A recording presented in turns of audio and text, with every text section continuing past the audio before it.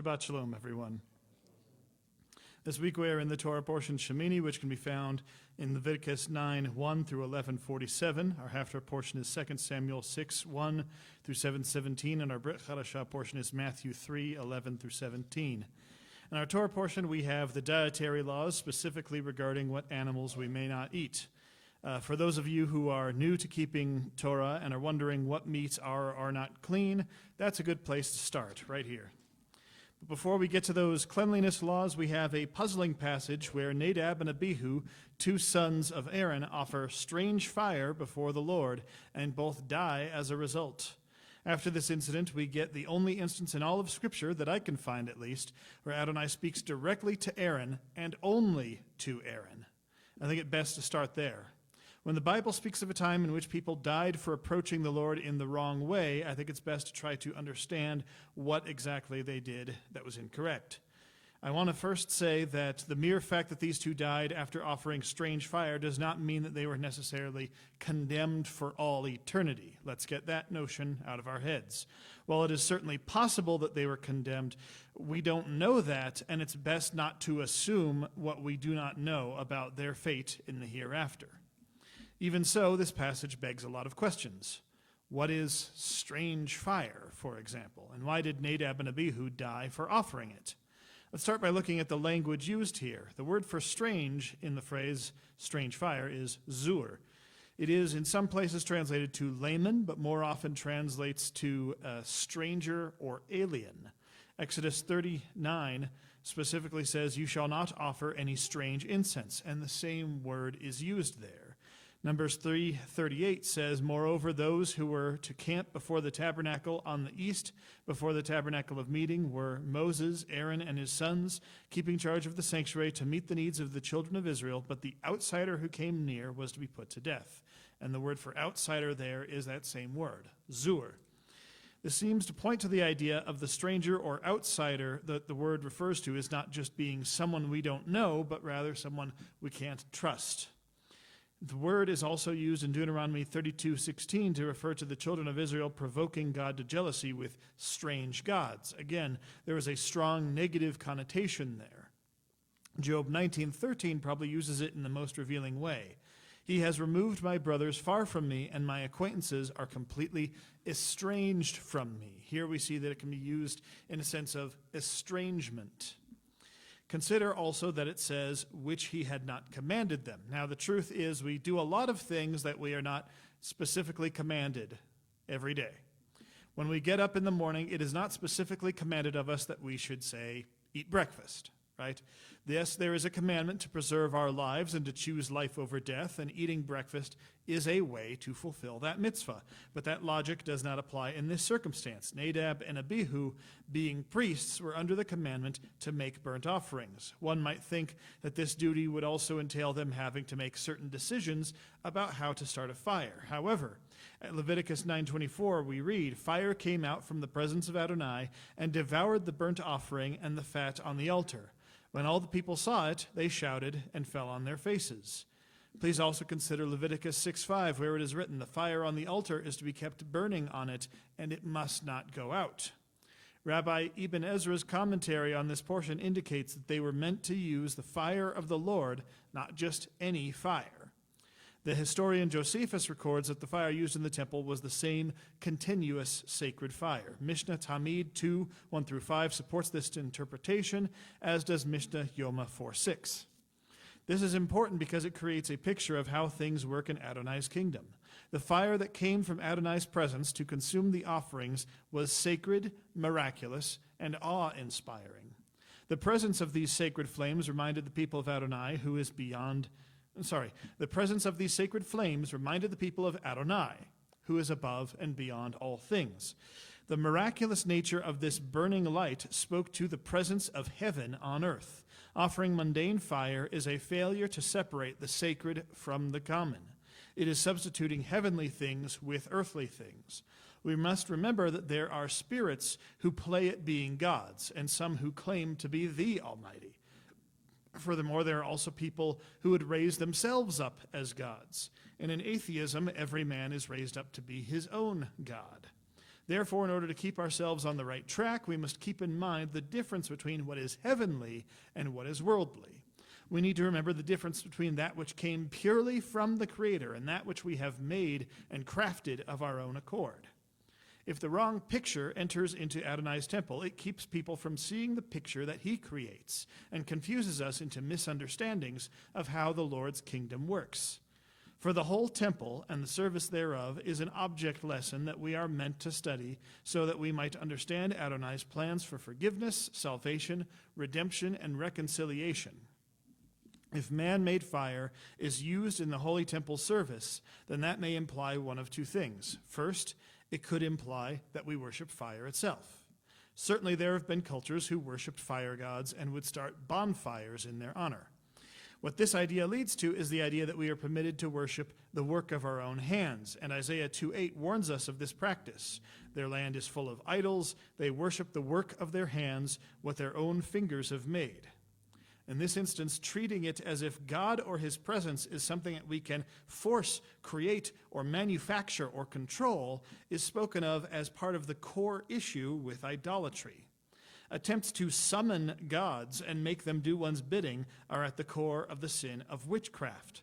Thus, Nadab and Abihu's disobedient actions, if left unchecked, would have created a dangerous precedent which would have led the children of Israel astray.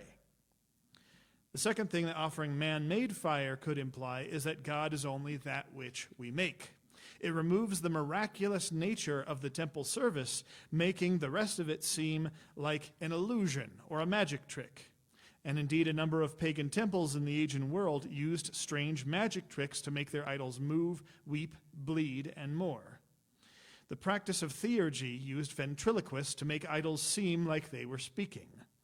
This is why fraudulent faith healers or miracle workers are so insidious, because they use trickery to make people think that the Lord is working miracles, often to great personal monetary gain or fame. But once one sees that they were mere tricks and not miracles, it leads to thinking that everything about Adonai is an illusion. Recently, I realized that we suffer from this problem on a great scale. People have been using AI to create fake videos of angel encounters and trying to pass them off as real. Some of them are rather convincing, and it is only getting more and more convincing with time as AI learns how to correct its mistakes. I want to be clear that I'm not anti-AI, for artificial intelligence by itself is just a tool, like a hammer, but a hammer can also be used for murder. I am leery of the way that any tool can be used. For if angels were to actually descend from heaven and someone were to catch the event on video, how could we possibly know if it was real or manufactured? And the modern secular approach to looking at any reports of supernatural or miraculous occurrences throughout history is to say, well, that was just an illusion. Mixing illusions, deception, and lies into Adonai's service is exceedingly dangerous, because when the lie is discovered, it often leads the discoverer to atheism and cynicism. And as I mentioned before, atheism is a form of idolatry which makes the self into one's God. Adonai is determined to ensure that his tabernacle, the place that bears his presence, shall not become a house of idols. Thus, Nadab and Abihu's rebellious actions of bringing in fire that they made with their own hands or took from somewhere else cannot be tolerated. Further, there seems to be a connection between this verse and Exodus 30, verse 9, where the Lord specifically tells his priesthood not to offer up strange incense. Given that the verse specifically says that Nadab and Abihu each put incense in his censer, we can deduce that they put an unauthorized or strange incense, thus specifically violating the Lord's commandment about incense. It was important that God be the one to send down his fire to consume the offerings, because that would show the people that the offerings were acceptable to him. It's part of Adonai proving who he is. We find a parallel to this at 1 Kings 18:25, when Elijah orders the priests not to put any fire on the altar, and when he prays to God, in the presence of the Baal worshippers, the one true God sends fire down upon the altar, to the point that it consumes even the water. What we must understand is that this is not simply Adonai getting angry and deciding that because he's mad, someone has to die for it. This is the just king enforcing the laws of the universe to keep everything right and as it should be. But there's something deeper still in it, something strange to modern understanding, and it has to do with the nature of God. As Jim has often said in Midrash, and as is evidenced by the strict rules concerning the tabernacle and temple services, no will, contrary to that of the fathers, may exist within the fullness of the Creator's presence. Sometimes we, as modern human beings, forget the sense of cosmic awe that we should have when trying to think about God. It becomes too easy to think of God as any other friend, someone who is there for you to talk to about your problems. And indeed, Adonai is your friend. He cares for your well-being. He is there to listen to your woes and your celebrations as well. He is there to guide you and for you to speak to when you're not sure what to do. However, he is also the one who crafted every subatomic particle and every vast galaxy. The power over life and death is his. He keeps Leviathan and Behemoth at bay. He restrains the destroyer. In his presence, the six-winged seraphim sing constantly that he is holy. God is your friend, but he is not your buddy. We cannot treat the sovereign of the cosmos as an equal, let alone as a servant or as someone who needs to prove himself to us. Eventually, there will come a day when the sovereign of the cosmos will make the fullness of his glory common knowledge to all people. To those who have not already learned to show him respect, awe, reverence, and fear, I'm sure this will be a shocking and harrowing experience. I can imagine that many will go into such shock that their hearts fail them. There will be those who, upon hearing the full truth, will start to go mad. If we want to be ready for it, we ought to start practicing for it now. I have studied some of the writings of the more mystical past rabbis, and they have offered this explanation. Hashem, the Lord, is the source of all true joy, true bliss, and true goodness. If you were to draw near to him or see his face, you'd never want to leave, because the pure bliss of his direct presence would be so great as to make any lesser experience torment by comparison. You'd cling to him and essentially cease to be yourself at that point. Because the other side of it is that in order for him to stay perfectly good, in order for him to remain the source of all true joy, he cannot have any wickedness, sin, or rebellion in his direct presence to any degree. Thus, any sinful nature in his direct presence must be destroyed. The only way human beings can survive in his presence is to act in such obedience to his word that we have aligned our free will with his perfect will. When we do that, we can draw near to him and later withdraw from him and remain ourselves and remain alive. The question often comes up between Messianics and our Christian friends, why do you follow the Torah? Don't you know that you don't need it for your salvation? Okay, while it is true that we cannot earn our salvation through Torah obedience, we need to understand that not everything we do is for the sake of the salvation of our souls. Rather, we obey the Torah because if one wants to draw closer to God, one needs a will aligned with his. When one reads these biblical stories, one may notice that Adonai seemed a lot closer to his people than he is now. He was more readily apparent to us in those days than he has been recently. I think a big part of this is because the people of those times sought to obey him so that he could draw near and they could survive the nearness of his presence. We today long to be in his presence because he is the source of life and joy and goodness. Moreover, we long to be in his presence because that is where the wonders and the miracles happen. These days, with so many people doing whatever they want and exercising their own individual forces of will, if the Lord were to draw as close to us as he was to people in these biblical stories, many would die merely from him drawing near. Thus, in our Torah portion, when Nadab and Abihu showed disobedience and entered into the presence of the Father, the parts of them that most resembled the Father were taken back to him, leaving everything else behind. Man without the part of him that resembles God is dead. We get a similar story in our Haftarah portion where Uzzah dies because he touched the ark of God with his bare hands in an attempt to steady it. While what he was trying to do would be a good thing by man's understanding, it is still man drawing too close to God while having a will that is contrary to the Father's. No doubt he knew about the commandment not to touch the ark, and that only the Levitical priests were supposed to handle it. Moreover, the ark never should have been on a cart like common goods in the first place. It was supposed to be transported by Levitical priests. In reaching out to steady the ark, Uzzah disobeys the Lord's commands, effectively showing a lack of faith and, to a degree, a lack of respect. For this, the part of him that resembles God returns to God, and the rest is left behind dead. Uzzah goes the way of Nadab and Abihu, though his is not punishment but release. Commentators have also pointed out that just a few verses after Nadab and Abihu die, the Lord says to Aaron, "Drink no wine or strong drink, you or your sons with you, when you go into the tent of meeting, lest you die. It shall be a statute forever throughout your generations. You are to distinguish between the holy and the common, and between the unclean and the clean, and you are to teach the people of Israel all the statutes that the Lord has spoken to them by Moses."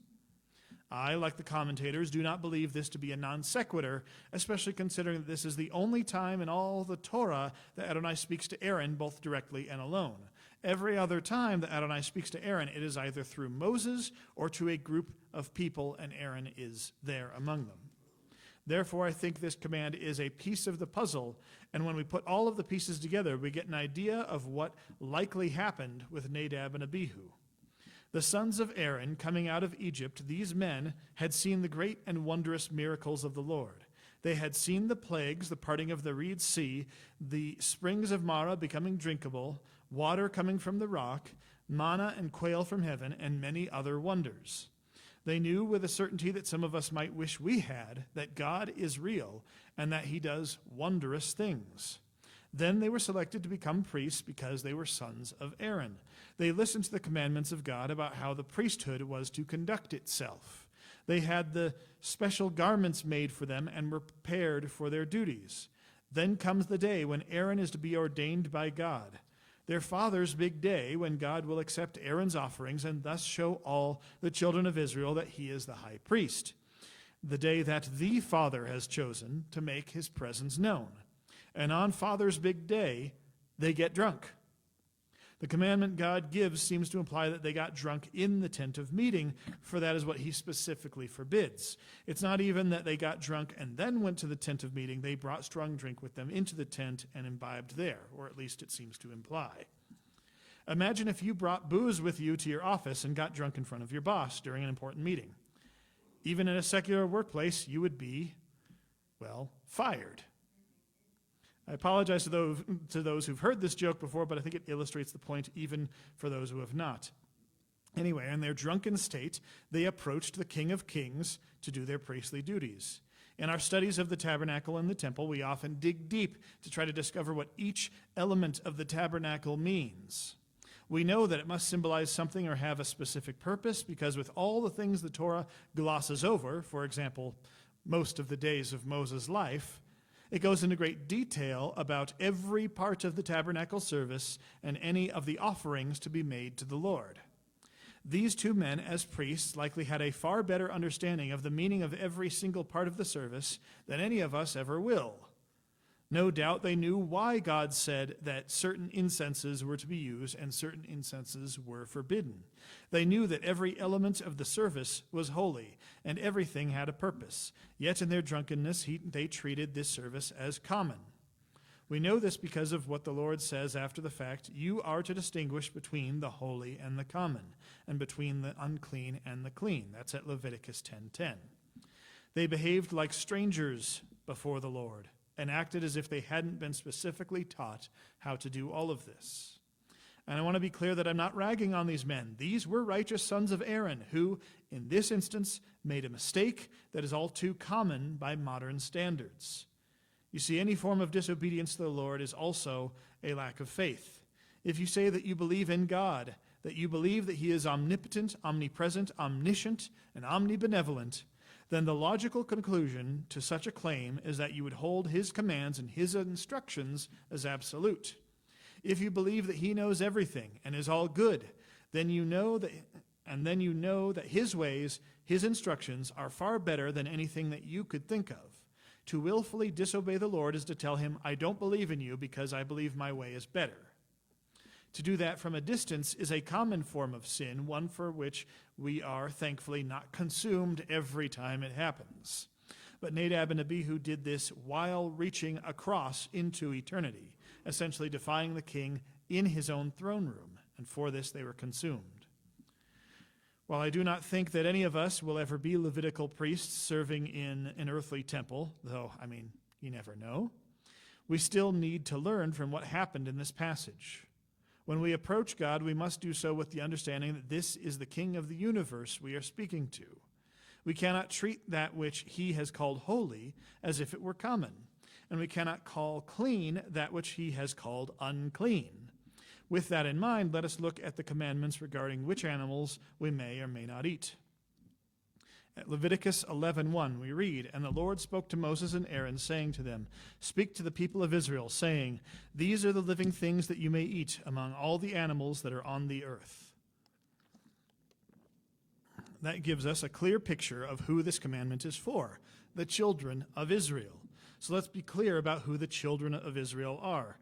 Galatians 3:7 says, "Be assured then that it is those who live by trusting and being faithful who are really children of Abraham." Galatians 3:29 says, "Also if you belong to the Messiah, you are seed of Abraham and heirs according to the promise." Romans 9:6-8 says, "But the present condition of Israel does not mean that the word of God has failed, for not everyone from Israel is truly part of Israel.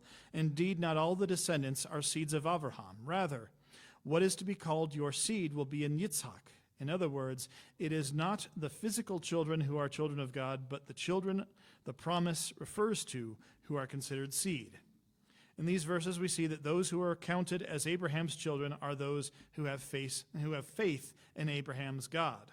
Thus, we can conclude that when a passage speaks about what meats the children of Israel should or should not eat, those commandments apply to those of us who are grafted into the olive tree of Israel, whether we were born Jewish or become so by conversion.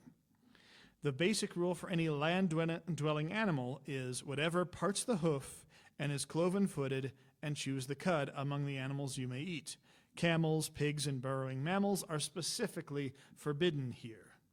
Moving on, we get the rules regarding animals from the water that we may eat. Everything in the water that has fins and scales, whether in the seas or in the rivers, you may eat. So shellfish are out, catfish and eels are out, octopi and squids are definitely out, dolphins and whales are most definitely out.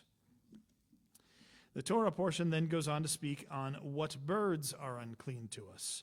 The eagle, the bearded vulture, the black vulture, the kite, the falcon of any kind, every raven of any kind, the ostrich, the nighthawk, the seagull, the hawk of any kind, the little owl, the cormorant, the short-eared owl, the barn owl, the tawny owl, the carrion vulture, the stork, the heron of any kind, the hoopoe, and the bat.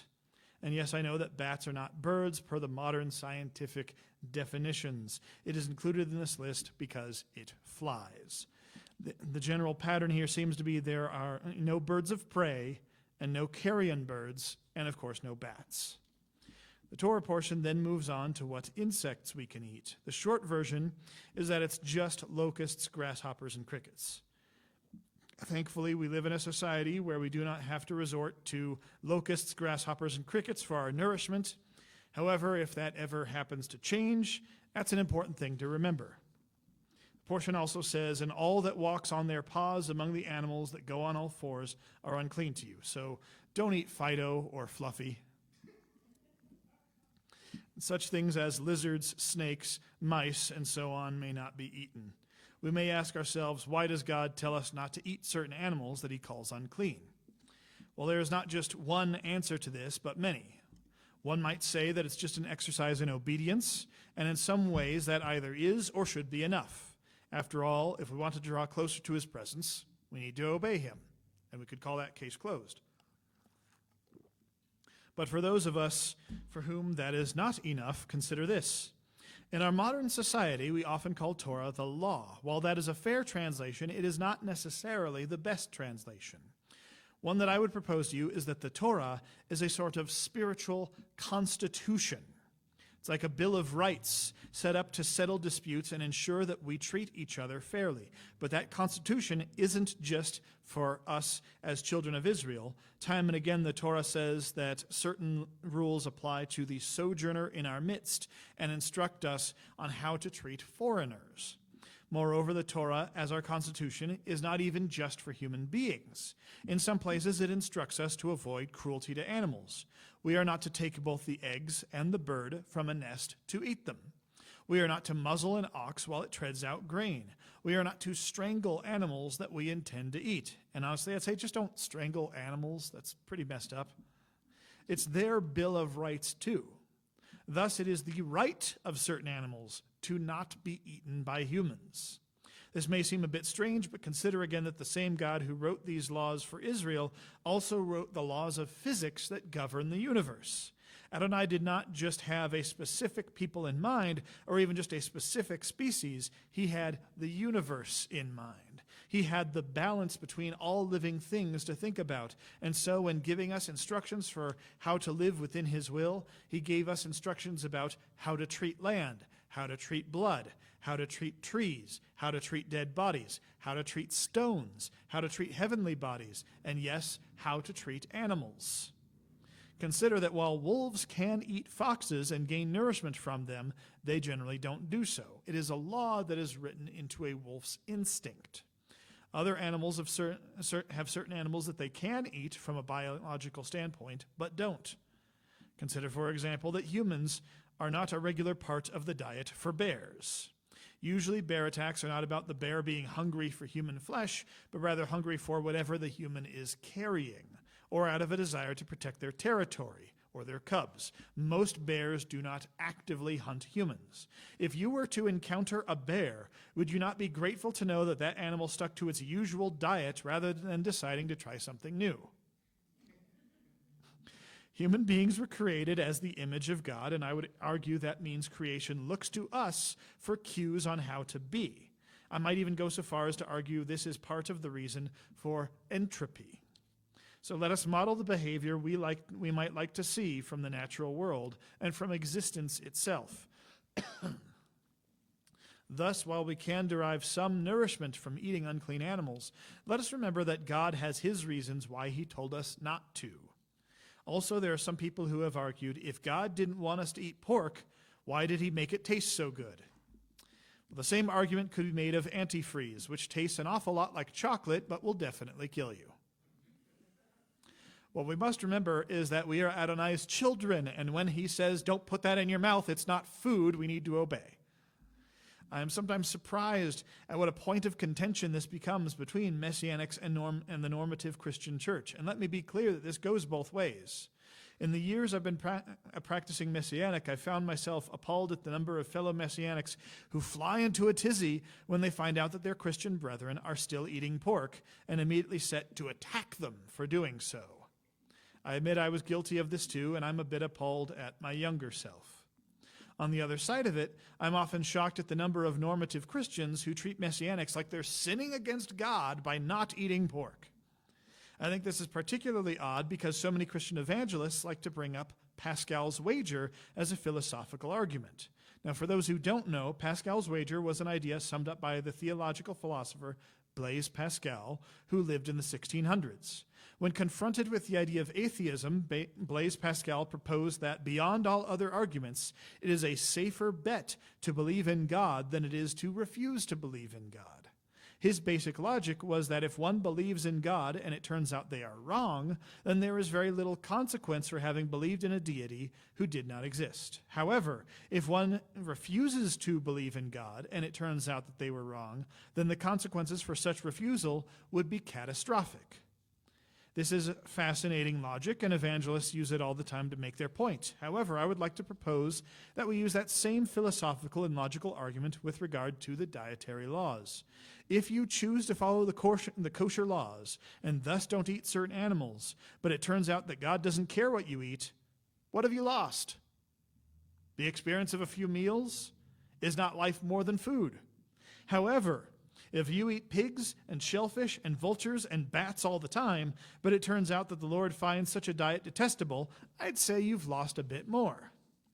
The potential benefit from eating animals that the Lord's Torah calls unclean does not measure up to the potential detriment from eating those animals if he has not, as Christians so often argue, repealed the dietary commandments. I've heard Christians say that they don't think that they could ever give up bacon. Frankly, I find this a poor excuse, as God calls us to risk and give up far more than that. Didn't a certain rabbi say, "Take up your cross and follow me"? Oh, the cross of not eating bacon. That's too much to bear. Obedience to God in small ways like this can make obedience to him in bigger ways easier. And let us address some of the common arguments from the New Testament regarding dietary laws. Often people will reference Peter's vision from Acts 10, 9 through 15. For those who might not know the story, God speaks to Peter in a dream. He presents a sheet with 4 corners to Peter, and on the sheet are all manner of creatures. A voice tells Peter, "Arise, kill and eat." And Peter says, "Not so, Lord, for I have never eaten anything common or unclean." And the voice in Peter's dream says, "What God has cleansed, you must not call common." And this happens 3 times. The normative Christian church points to this set of verses as evidence that God has cleansed all meats for us to eat. However, that's not explicit from the story. For one thing, while this happens 3 times, there is no indication that on the 3rd time Peter actually did eat the animals. In fact, it says the object was taken up into heaven. And the word translated to object here is, forgive my Greek, skeuos. More commonly, it translates to vessel. A vessel's purpose is to hold things. Thus, a sheet is only a vessel if it holds something. Logically, that means that the animals still on the sheet return to heaven. Otherwise, it's no longer a vessel. So in his dream, Peter does not eat the animals. Neither does it become immediately clear what the vision meant until we read a little further. In Acts 10, 17 through 20, we read, "Now while Peter wondered within himself what this vision which he had seen meant, behold, the men who had been sent from Cornelius had made an inquiry for Simon's house and stood before the gate. And they called and asked whether Simon, whose surname was Peter, was lodging there. While Peter thought about the vision, the Spirit said to him, 'Behold, 3 men are seeking you. Arise, therefore, go down, go with them, doubting nothing, for I have sent them.' 3 times the voice told Peter not to call unclean what God had cleansed. Now 3 believers of the nations approach Peter. We can conclude that the vision was not about food because Peter is still wondering what the vision meant when it ends. And it's then that the 3 men come to him. If the vision had been about food, as Christian churches often teach, then Peter would have known the moment that he woke up. Clearly something else is going on here. See, in Jewish tradition of the time, it was commonly understood that contact with someone born a Gentile made you unclean. This is the tradition Peter would have grown up with. But God cleanses those who put their trust in him through the sacrifice of the Messiah, his Malach Adonai. Thus, this is not about God saying, "Fine, eat whatever you want now." It's about not treating other people as pariahs because of their background. Let me reiterate that. Too often we as Messianic Jews stop at the first part, that it's not about God saying that we can eat whatever we want. The focus needs to be on the second part. We are not to treat our fellow believers as if we will become unclean through contact with them. There is certainly biblical precedent for interpreting animals that appear in prophetic visions as symbolic for people. At Ezekiel 34:17 we read, "As for you, my flock, thus says Adonai Elohim, behold, I will judge between sheep and sheep, between rams and male goats." Psalm 100 verse 3 says, "Know that Adonai, he is God. It is he who has made us, and we are his. We are his people, the sheep of his pasture." At Daniel 7:17 we read, "These large beasts, 4 in number, are 4 kings that will rise from the earth." And finally, we have Isaiah 11:6-9, which says, "The wolf will dwell with the lamb, the leopard will lie down with the kid, the calf and the young lion and the yearling together, and a little child will lead them. The cow and the bear will graze, their young ones lie down together, and the lion will eat straw like an ox. A nursing child will play with a cobra's hole, and a weaned child will put his hand into a viper's den. They will not hurt or destroy in all my holy mountain, for the earth will be full of the knowledge of Adonai as the waters cover the sea." This passage has been commonly understood not to speak about actual animals changing their nature, but rather of the nations being at peace with one another and with Israel. Thus, I would suggest that all of the animals spoken in Isaiah's prophecy here were the animals Simon and Peter saw on the sheet. And this may have been the reason he realized that a part of Isaiah's prophecy was coming true in that moment. People of the nations, whom Adonai had made clean, were coming to eat with and learn from him. It is not a shift in dietary practices, but something much more important, a shift in familial practices within the family of the Father. And many have asked the question, why are the dietary laws so important anyway? If certain foods make you unclean, and then uncleanness prevents you from entering the temple, but we don't have a temple right now, then what does it matter?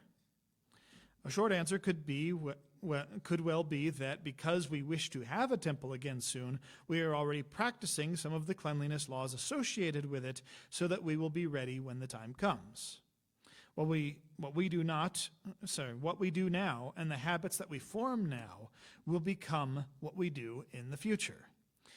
In the same way, a person who has little in the way of money, resources, or wealth should still be generous in sharing what they have, because if they are not generous when they have little, they will not be generous when they have much. But let's go deeper. In Judaism, there is an understanding that the reason for the prohibition against eating certain meats is because those meats dull us spiritually. They make us more susceptible to being enslaved to animalistic base nature. The Torah teaches us not just how to live, how to be at peace with each other, and how to love God, but also how to draw closer to God. Therefore, I propose to you that failing to adhere to the Torah's dietary instructions can make it harder for us to perceive the Spirit, and therefore to perceive Adonai's miraculous interventions on our behalf. Let us remember that in the Garden of Eden, the one commandment that Adam and Eve had to live by was, "Don't eat this." According to Kabbalah, every story in the Scriptures is a retelling of that same story, the Garden of Eden tale, where Adonai said, "I'll take care of your every need, just obey me, stay within the garden, and don't do that thing." And human history is rife with us leaving the garden to go and do the thing that Adonai said not to do. Let us also address what Yeshua had to say on the subject of cleanliness. In Mark chapter 7, we see an instance where the Pharisees confront Yeshua because his disciples ate without washing their hands. Let us be clear, however, about what it meant to wash your hands in those days. Because the Hebrew word for hand and arm are one and the same, yad, the Pharisees often taught that you had not properly washed your hands unless you washed up to the shoulder. Thus, this dispute is more likely about how thoroughly they wash their hands before eating. Yeshua responds, "Hear me, everyone, and understand. There is nothing that enters a man from outside which can defile him, but the things which come out of him, those are the things that defile a man." You can find that at Mark 7:14 through 15. A little later, he clarifies this, "What comes out of a man that defiles a man? For from within, out of the heart of men, proceed evil thoughts, adulteries, fornications, murders, thefts, covetousness, wickedness, deceit, lewdness, an evil eye, blasphemy, pride, foolishness. All these evil things come from within and defile a man." That's at Mark 7:20 through 23. People will sometimes cite this one as another example of meats being made clean in the New Testament. However, we must remember that this dispute was over how to wash hands, not about what they were eating. Furthermore, we must understand that the Hebrew concept of kal vahomer, it's a teaching concept. Rabbi J. Ledbetter, who is my primary earthly mentor, explained it like this: "It's a rhetorical process of emphasizing the importance of one thing by making another theme seem insignificant by comparison." The primary example he always uses is from Crocodile Dundee. When a mugger pulls a switchblade on Mick Dundee in the film, he demands his wallet, and Dundee responds, "That's not a knife." And he pulls out a Bowie knife that's like this and says, "Now that's a knife." It's not that what the mugger held was a spoon or something like that. Rather, it was that what Dundee had was so much more of a knife to make the switchblade seem like nothing by comparison. So when you see a seeming contradiction in Scripture, consider whether it may be an instance of kal vahomer. I propose to you that when Yeshua says nothing can go into a man and defile him, he is using kal vahomer to make a point. How do I know this? Well, I'm sure none of you would argue that eating straight from a dumpster would defile you. Of course that defiles you. Yet Yeshua says that which goes into the body does not defile a man. Basic logic tells us to dig deeper into what he is saying. The point he's making here is that the defilement that comes from within is so much worse as to make even eating from a dumpster a small matter by comparison.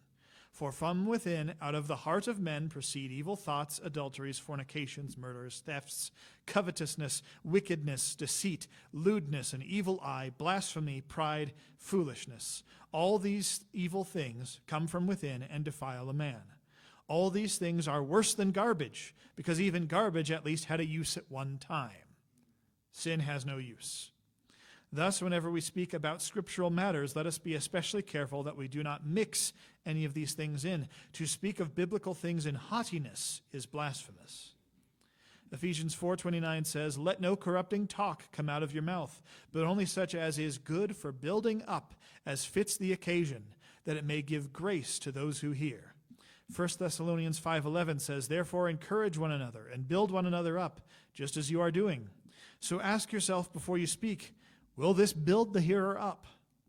If you are having a dispute over halakhic or otherwise scriptural matter with a fellow believer and have doubts that you could talk about it without being prideful or angry, it may be better to avoid the debate and spend more time in prayer and study instead. You are not required to convince everyone of the truth of God's word. You are called upon to have answers when they come asking questions about your faith, but it is not your job to go around winning arguments. It is far more important that you seek truth and speak it to the best of your knowledge and let God fill in the gaps and work on human hearts. And if God does not turn them to his truth, or if they stubbornly resist God's call, it is not for you to love them any less because of it. After all, there are likely many ways that they can see that you are stubbornly refusing God's call, and you wouldn't want them to love you less because of that, right? To love our neighbors is the greatest sign of obedience to God. At this time, we do not have a temple at which to give our offerings, but there is talk about red heifers and the possibility of rebuilding the temple in our lifetimes.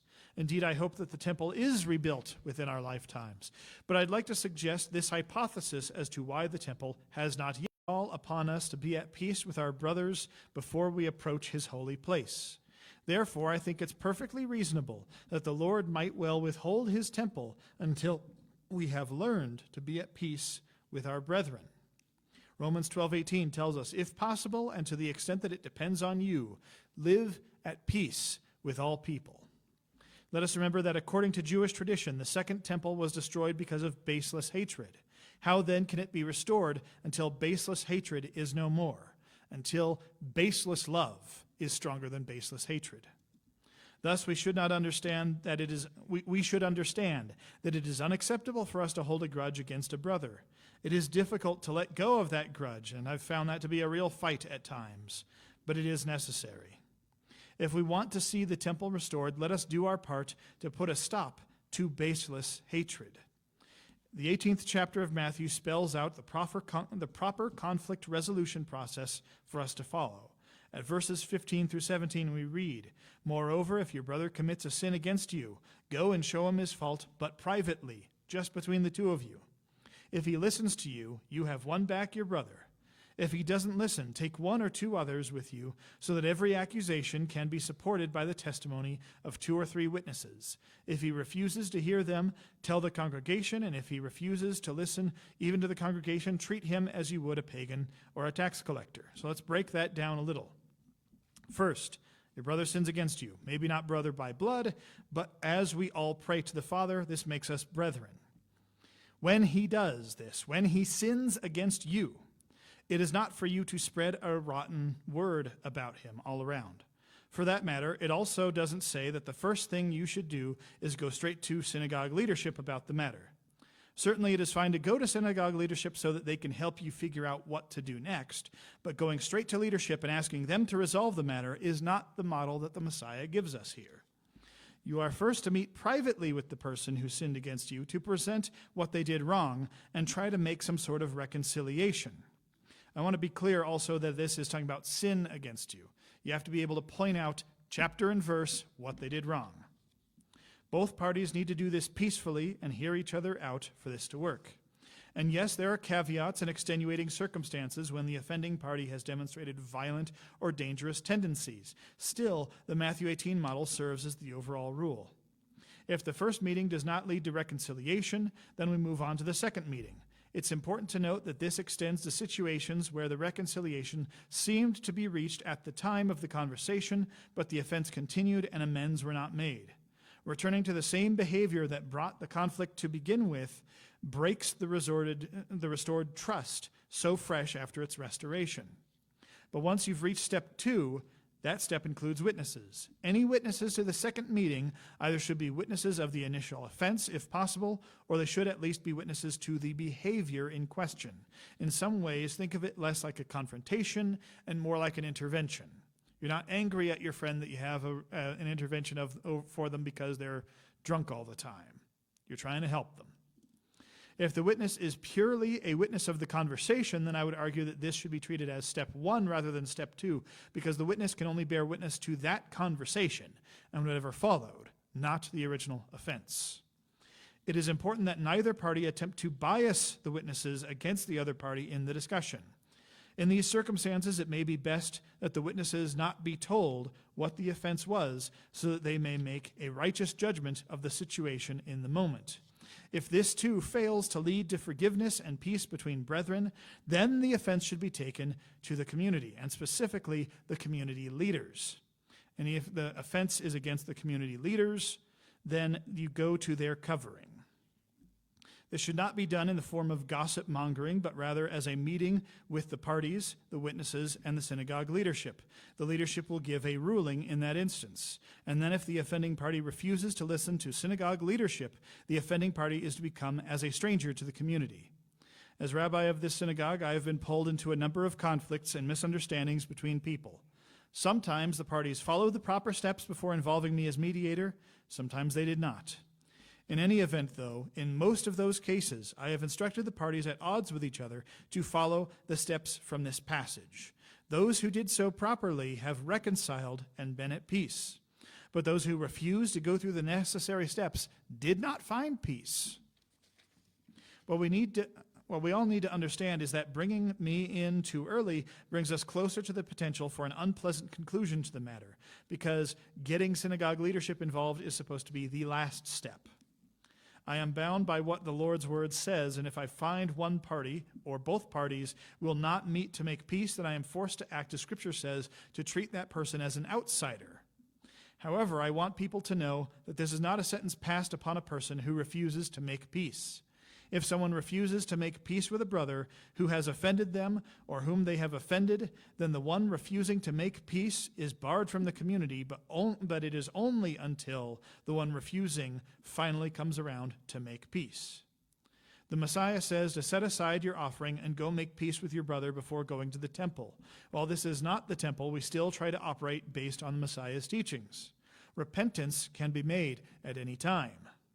So if you have someone with whom you are at odds, please do all that you can to be at peace with them. But understand that if they have refused to talk things out with you, then the ball is in their court. And if you are someone with whom a brother has tried to make peace, but you refused, know that the ball is in your court. As long as you are both on this side of eternity, it's not too late to do what's right and be at peace. If you want to draw close to the Lord, you must first make peace with your fellow man to the best of your ability. This is part of aligning your will with that of the Father. And remember that we want to draw closer to the Father, for in His presence, that's where miracles happen. Shabbat Shalom.